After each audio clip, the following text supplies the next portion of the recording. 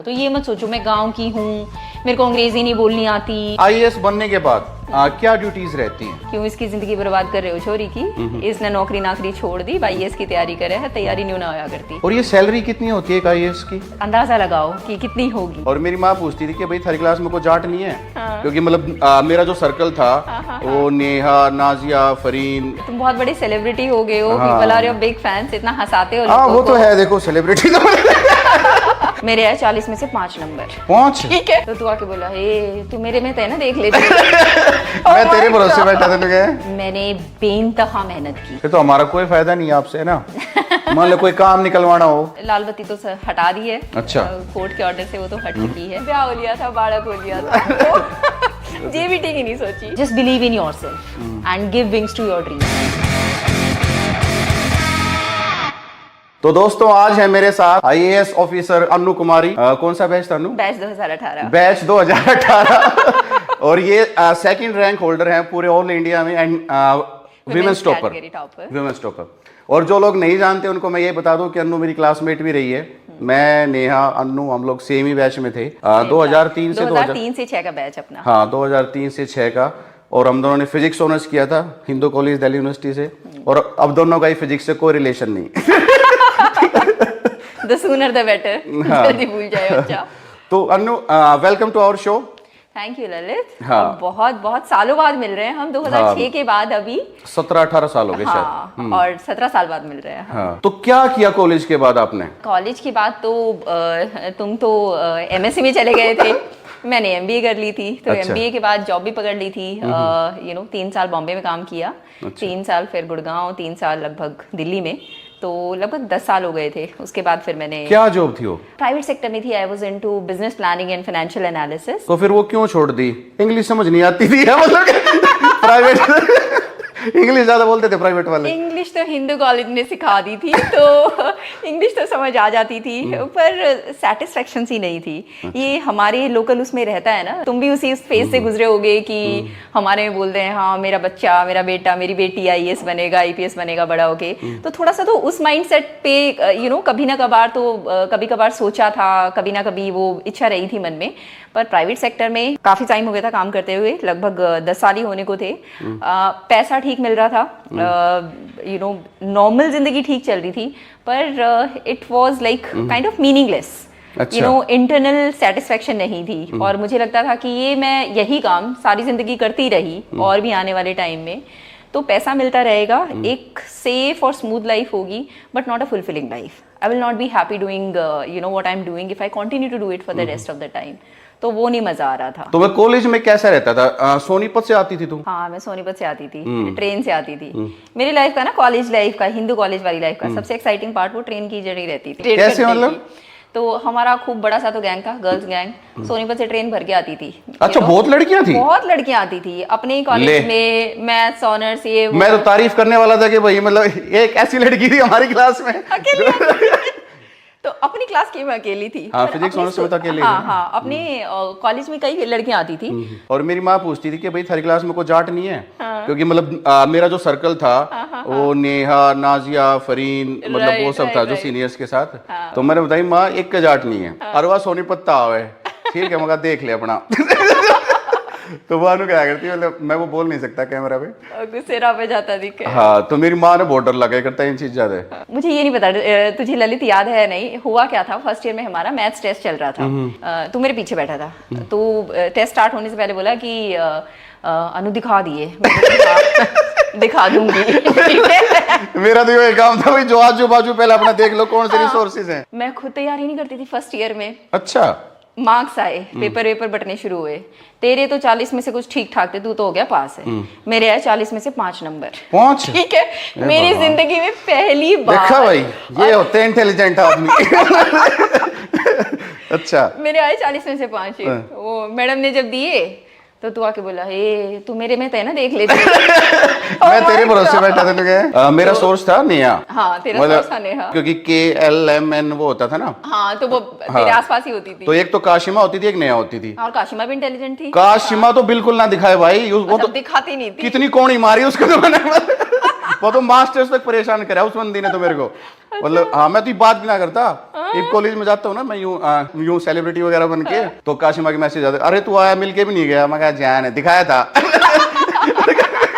तो कब डिसाइड किया कि भाई अब मेरे को आईएएस की तैयारी करनी? उसमें भी ना एक छोटा सा वाकया हुआ। हुआ क्या, मैं उस टाइम पे अवीवा में काम कर रही थी। सुबह न्यूज़पेपर आया और बड़े बड़े उसमें आया हुआ था टीना डाबी फर्स्ट अटेम्प्ट में बंदी ने फर्स्ट रैंक हासिल किया था। तो भाई ने वो न्यूज़ पढ़ी और भाई बोला कि देख पहले अटेम्प्ट में पहला रैंक निकाल गई लड़की। तो बोला हो सकता है ये, मतलब अगर तू तैयारी करे तो हो सकता है।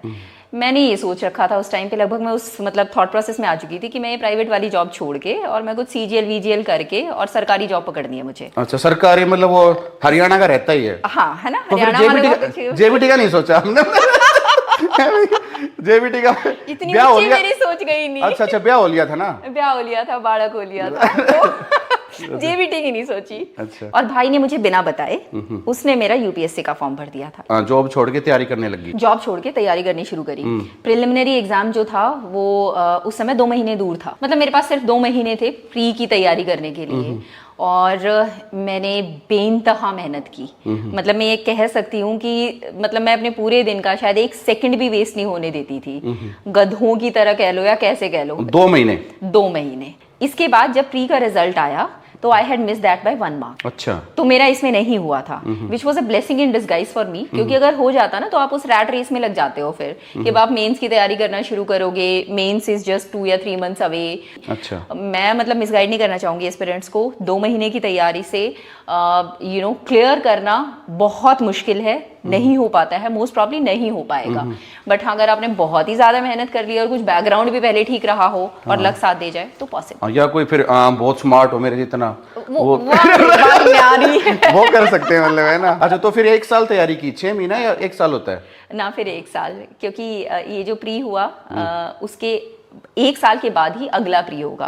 तो लगभग फिर आपको मिल जाते हैं 9-10 महीने। तो 1 साल ये तैयारी आप फैमिली के, आप निकल रहा है मेरे मुंह से पर सही है कि मतलब फैमिली के साथ रहे या फिर स्टूडेंट की तरह कहीं बाहर जाके हॉस्टल वगैरह में? तो हाँ, उसके पीछे भी स्टोरी है ललित। वो हुआ क्या था ना कि उस टाइम तक बेटा हो गया था। बेटा 2.5 साल का था, ठीक है। और जैसे ही मैं किताब खोल के बैठती, वो तो बच्चा है, वो आके मेरी गोद में बैठ गया, किताब बंद कर रहा है, खेल रहा है मेरे साथ। तो और फिर वो ममता भी जाग जाती है, तो मेरा फिर कंसंट्रेशन नहीं हो पाती थी। वियान आसपास है तो मैं पढ़ नहीं पाती थी। तो फिर एक टफ साइड डिसीजन लिया। मेरी मौसी आई हुई थी घर में, तो मौसी बोली क्यों इसकी जिंदगी बर्बाद कर रहे हो छोरी की, इसने नौकरी नाकरी छोड़ दी, आईएएस की तैयारी करे है, तैयारी न्यू ना होया करती, तू मेरे गिले आ जा। तो मौसी ने सजेशन दिया और इट समहाउ क्लिक्ड। बच्चे को मेरे मम्मी के पास छोड़ा। मेरी मौसी का गांव है पुरखास, हरियाणा में, सुना होगा, सोनीपत में। तो मौसी के यहाँ जाके मैंने रह के तैयारी करनी शुरू की। कितना मुश्किल होता होगा ना, सिविल सर्विसेज का नाम तो मतलब ये होता है कि भाई कई साल लगे रहते हैं। तो 30 के हो लिए, 35 के हो लिए, जब सारे अटेम्प्ट्स हो चुके हैं एग्जॉस्ट, तब निकल रहे हैं बच्चे। बिल्कुल इतना टफ है। तो हमने ये सुना है कि इंटरव्यू का बहुत बड़ा रोल होता है, कि भाई आईएएस का जो इंटरव्यू होता है सिविल सर्विसेज का, उसमें कुछ भी पूछ लेते हैं और मतलब वो वियर्ड सवाल पूछते हैं। क्या होता है इंटरव्यू में, क्या होता है? ये पता है, ये मीम्स ने और जोक्स ने ना इन्होंने ज्यादा वो कर रखा है। ऐसे कुछ वाहिया टाइप के सवाल कोई नहीं पूछता है। बड़े अच्छे खासे नॉलेज वाले, ओपिनियन बेस्ड, जहां से पता चले कि इंसान की पर्सनैलिटी क्या है। तो घबराने की जरूरत नहीं है। पर हाँ, इंटरव्यू बोर्ड के सामने my advice to all aspirants would be stay honest, don't bluff. मतलब अगर वहां पे ऐसे कर दो, देशभक्ति में जान दे दूंगा, देश के लिए जान देने के लिए, चौधरी नहीं बनना वहां। हाँ, चौधरी नहीं बनना है। तेरे साथ कैसे हुआ था कि कितने क्वेश्चन आते थे? स्टार्ट यहीं से हुआ था कि भाई 9 साल का कैरियर हो चुका है, 9 साल का करियर हो चुका है प्राइवेट सेक्टर में। कैरियर भी हो जाता है, कोई दिक्कत नहीं। हरियाणा वाला का कैरियर उनका कैरियर सेम ही है। और उसके बाद फिर बहुत सारे क्वेश्चन थे कि स्टूडेंट सुसाइड्स वगैरह हो रहे हैं, उसको लेके क्या लगता है, हमारे एजुकेशन सिस्टम में क्या फ्लॉज हैं। अच्छा, they want to know your opinions. They want to know your opinion. तो फिर इंटरव्यू क्लियर करके बन जाते हैं? इंटरव्यू, हाँ, जब आपका इंटरव्यू हो जाएगा उसके बाद इन दोनों स्टेजेस के, मेंस के और इंटरव्यू का मार्क्स मिला के जोड़ के फिर आपकी लिस्ट पब्लिश होती है। क्या एज लिमिट होती है? जनरल कैटेगरी के लिए 32 और बाकी रिजर्व्ड कैटेगरी में ज़्यादा है। 36 तक है आई थिंक। 6 बार दे सकते हैं ना शायद? मैक्सिमम अटेम्प्ट्स 6 बार। और ये सैलरी कितनी होती है एक आईएएस की? अंदाजा लगाओ कि कितनी होगी। गूगल करके जो मतलब दिखता है 56 से स्टार्ट होती है। हाँ बिल्कुल सही और कहा। 1.5 लाख के आसपास राइट। तो शुरुआत में ना मतलब ये एक ऐसी जॉब नहीं है जिसमें you get paid in lakhs and all. Salary बहुत हाई फाई नहीं है। तो हाँ 60-70 के करीब आपको जैसे इनिशियल डेज में मिलेगा। उसके बाद जैसे जैसे बढ़ता जाता है पे स्केल ज़्यादा मिलते जाते हैं। बट रिटायरमेंट के टाइम तक भी जो एकदम सीनियर मोस्ट रैंक पे पहुंच के रिटायर होते हैं 2-2.5 लाख के करीब होती है, उससे ज़्यादा नहीं जाती। तो फिर क्या पर्क्स क्या है, मतलब फिर कोई क्यों बने आईएएस? हाँ ये सच में ना बहुत रेलेवेंट क्वेश्चन है। हाँ। क्योंकि अगर आप पैसे को देख रहे हो ना तो नहीं जी बिल्कुल नहीं। अगर आपका जमीन ठीक ठाक है, आपको करप्शन का पैसा नहीं कमाना है, ठीक है, तो नहीं इस फील्ड में पैसे के लिए आपको नहीं आना चाहिए। पैसा उतना नहीं है। जो आपको सोसाइटी में समाज में इज्जत मिल रही है, जो आपका स्टैचर है, पर्सनली आपको जो सेटिस्फेक्शन मिल रही है बाय सर्विंग द सोसाइटी, और उसके ललित बहुत मौके वो तो है ही, बहुत मौके मिलते हैं। और जेन्युइनली आप सर्व करना चाहते हो ना तो you can derive real good satisfaction and immense happiness out of that. तो मैं बहुत खुश है अभी आजकल तो। क्या क्या मिलता है? 2 सर्वेंट्स मिलते होंगे जैसे, वैसे ये वो क्या क्या मिलता है? तो आपके पास जब आप फील्ड में रहते हैं आपके पास ड्राइवर होगा, एक नहीं एक से ज्यादा रहेंगे जो रोटेशन बेसिस पे काम करेंगे। आपके पास गनमैन होगा जिसे पीएसओ बोलते हैं। पोस्टिंग का क्या होता है कि जैसे आपकी पोस्टिंग यहाँ क्यों नहीं होती और हमेशा दूर ही होती है घर से मोस्टली, है ना स्टार्टिंग में? हाँ। तो ये रहता है कि ललित आपको कार्डर मिलता है। जैसे मैं हूँ हरियाणा से, मुझे कार्डर मिला है केरला कार्डर। फिर तो हमारा कोई फायदा नहीं है आपसे, है ना? मान लो कोई काम निकलवाना हो तो फिर ना काम करवाना हो तो फ्रेंड्स वगैरह हर जगह वहां पहुंचो केरला जाके। आईएएस बनने के बाद क्या ड्यूटीज रहती हैं? ये क्वेश्चन बहुत वास्ट हो गया ना? हाँ बहुत ही वास्ट है। पता है क्या रहता है, अगर आप फील्ड में पोस्टेड हो, फील्ड पोस्टिंग का मतलब हो गया कि जिसमें आपकी पब्लिक इंटरेक्शन रहेगी।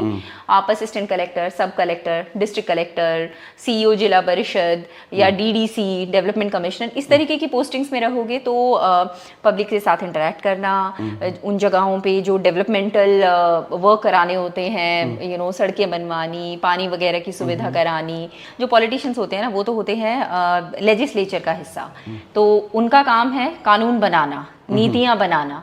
अब उन नीतियों को इम्प्लीमेंट कौन करता है? यहाँ पे आता है आईएएस आईपीएस अफसरों का रोल। पॉलिसी वो बनाते हैं? हाँ पॉलिसी वो बनाएंगे, नियम वो बनाएंगे, जैसे होता है। लेकिन बहुत सारे नेता तो यार बिल्कुल ही अनपढ़ होते हैं, वो कैसे पॉलिसी बना देंगे? मतलब वहां पे भी तो मेरे ख्याल से कुछ लोग उनके पीए या कुछ ऐसे लोग रखते होंगे ना कि भाई। ये बात बिल्कुल सहमत हूँ इस चीज से। उनके पास भी सेक्रेटरीज रहते हैं, एक्सपर्ट्स रहते हैं कमेंट्स देने के लिए, जो पूरा वो ड्राफ्ट करेंगे। पर अल्टीमेटली उस पर डिबेट करना, पॉलिसी पे रूल को पास करना, एक्ट बनाना, ये काम हमारे एमएलएज एमपीज का रहता है। लागू आप लोग करते हो? एक छोटा सा उदाहरण दूं, मतलब maintenance of senior citizens act है कि जो हमारे माता पिता होते हैं या वृद्ध लोग होते हैं, उन माता पिता के बच्चे उनकी उस तरीके से देखभाल नहीं कर रहे हैं, तो इस एक्ट के तहत वो हमारे पास कंप्लेंट लेके आएंगे और फिर हमें वो कंप्लेंट सुन के हमें जो ठीक लगे उन माता पिता की मदद करने के लिए हम उस तरीके का ऑर्डर दे सकते हैं। आप लोग के पास आएंगे? हाँ हमारे पास आएंगे। हमको तो जो लोग बाहर बैठते हैं कॉमन मैन,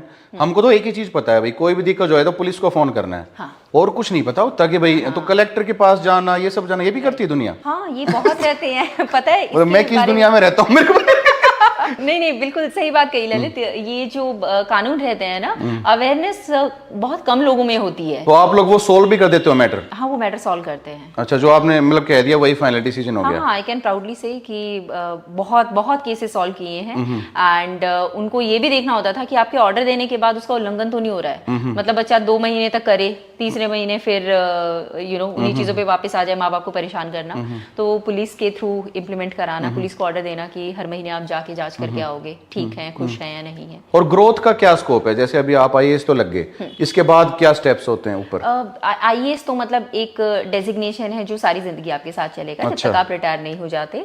और पोस्ट अलग अलग रहती हैं, अलग अलग राज्यों में अलग अलग कैडर बोलते हैं। हमें जो राज्य सर्व करने के लिए मिलता है ना उसे कैडर बोलते हैं। तो उसमें असिस्टेंट कलेक्टर से शुरुआत करते हैं, जिसे बोलते हैं असिस्टेंट कलेक्टर अंडर ट्रेनिंग। उसके बाद जनरली आप सब कलेक्टर बनेंगे, थोड़े समय आप किसी और रोल में काम करने के बाद आप डिस्ट्रिक्ट कलेक्टर या डिस्ट्रिक्ट मजिस्ट्रेट जिसे कहते हैं वो बनेंगे।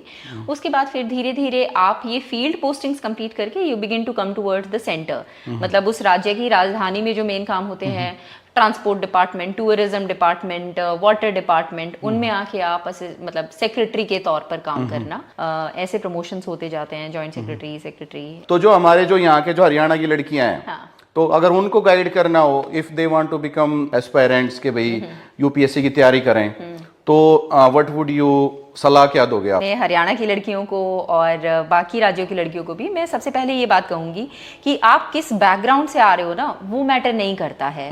आप कहाँ जाना चाहते हो, उस लक्ष्य को अपने दिमाग में रख के बढ़िया से तैयारी करो, पूरी लगन से तैयारी करो, और आपके सपने साकार हो सकते हैं। वैसे डरो मत कि भाई बहुत बड़ा एग्जाम है, बहुत बड़ा है। देखो एग्जाम टफ जरूर है, मतलब वैसे फॉल्स होप भी नहीं रखने अपने दिमाग में कि भाई थोड़ी थोड़ी तैयारी करेंगे उसी में निकल जाएगा अपना। हाँ, अगर अपना दिल उस पर लगा लिया है, यही मेरा लक्ष्य है, तो पूरी तैयारी करो। मैं कहूंगी कि एक दिन के लगभग ललित 8 से 10 घंटे चाहिए पढ़ाई के लिए, तसल्ली, डेडिकेटेड वाली पढ़ाई। इस तरीके से आप 1-1.5 साल करते हो तो you stand very good chances. तो ये मत सोचो मैं गांव की हूँ, मेरे को अंग्रेजी नहीं बोलनी आती, या फिर मेरा ऐसा माहौल नहीं रहा है तो मैं कैसे सक्सेस पाऊंगी। तो मैं बता दूं, मैंने बिल्कुल गांव में बैठ के तैयारी की है। हिंदू अखबार भी नहीं आता था, और हिंदू अखबार तुम्हें पता ही होगा यूपीएससी के लिए मतलब that is like the Bible.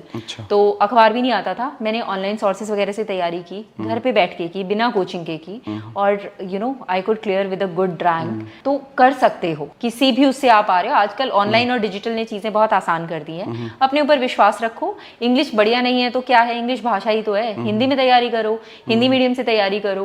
तो just believe in yourself and give wings to your dreams. तसल्ली से तैयारी करो and you can make yourself and your society proud. तो अब मैं तैयारी करूँ तो मैं कर सकता हूँ? क्योंकि सारे काम मैं ही करूँगा।